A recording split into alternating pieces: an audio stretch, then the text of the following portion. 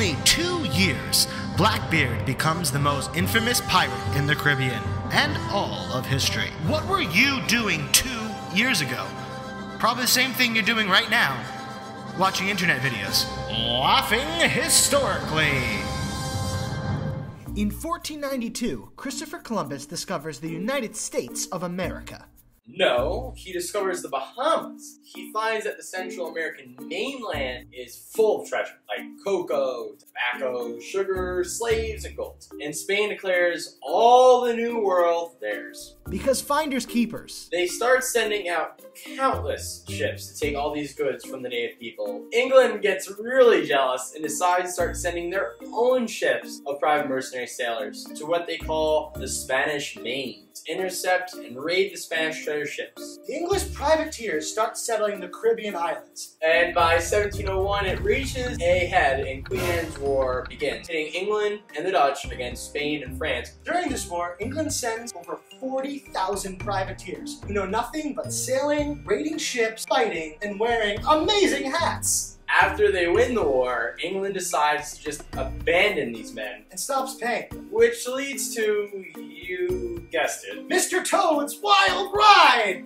Sorry, the Pirates of the Caribbean. One of these men was one Edward Teach, who in 1716 starts sailing under a pirate named Captain Benjamin Hornigold. Teach's theatrics like wearing 6 pistols, lit fuses on his hat, and a long black beard earn him the name Betty.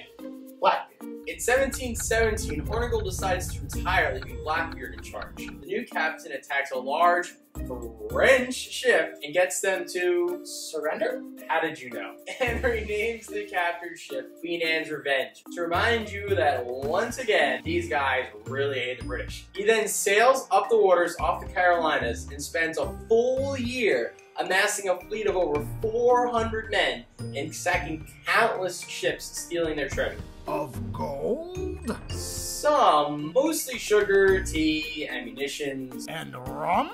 yeah, lots and lots of rum.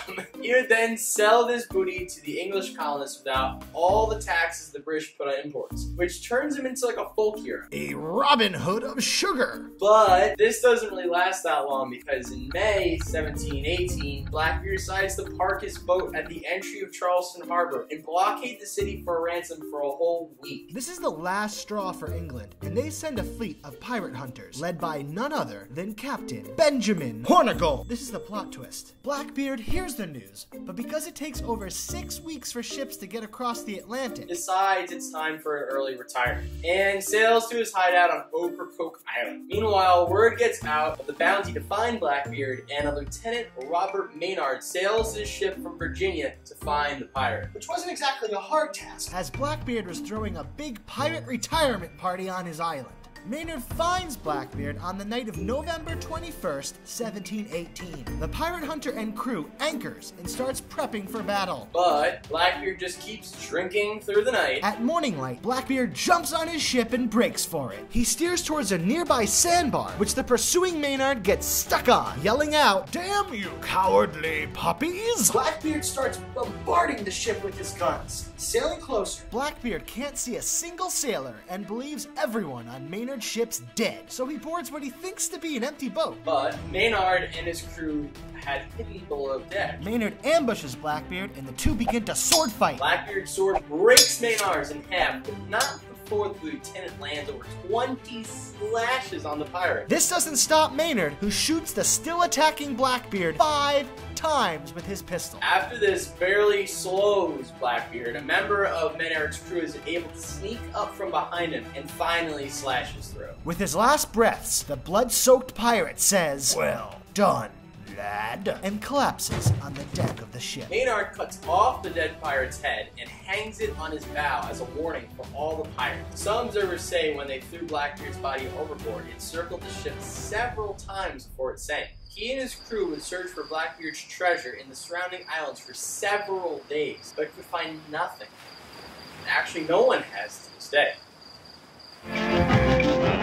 Wild horses disappeared from the Americas around 12,000 years ago, but were reintroduced by the Spanish when they colonized in the 15th century.